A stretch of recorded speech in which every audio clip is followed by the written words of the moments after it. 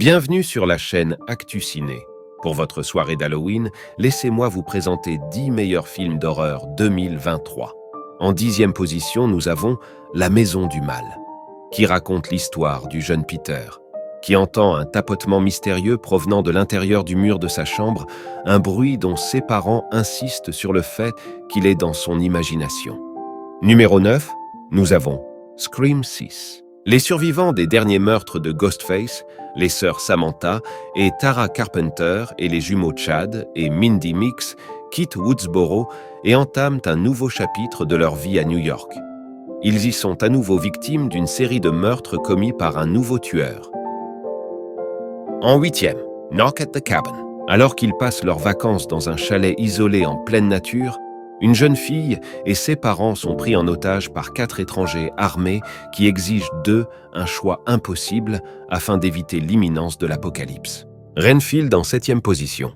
L'assistant torturé de son patron narcissique, Dracula, est obligé de se procurer la proie de son maître et de faire toutes ses enchères.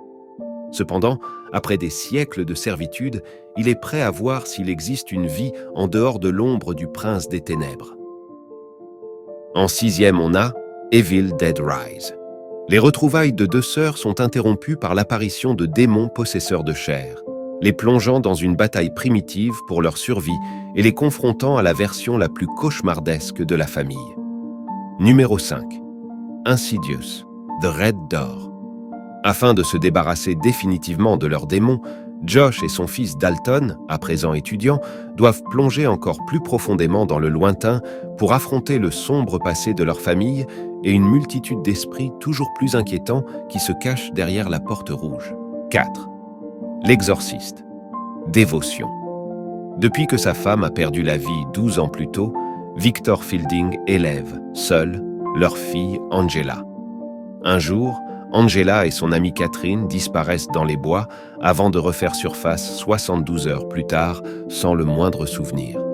Dès lors, d'étranges événements s'enchaînent. En 3e position, nous avons L'exorciste du Vatican.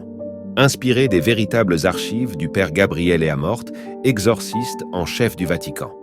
Le père Gabriele Amort enquête suite à la découverte terrifiante d'un jeune garçon possédé. Ces investigations le mèneront à dévoiler une conspiration séculaire que le Vatican a désespérément tenté de maintenir dans l'oubli. En 2e lieu, nous avons La Maison hantée. C'est l'histoire d'une mère et son fils qui engagent une équipe de pseudo-experts pour les aider à chasser les différents spectres et fantômes qui hantent leur maison. Et la première place est attribuée à The Nun 2. Dans les années 1956, après la mort d'un prêtre, il se passe des choses qui ne peuvent plus être expliquées. Sœur Irène est une nouvelle fois confrontée à un pouvoir démoniaque. Elle se rend vite compte que c'est le démon Valak qui est de retour et qui se prépare à ses méfaits meurtriers.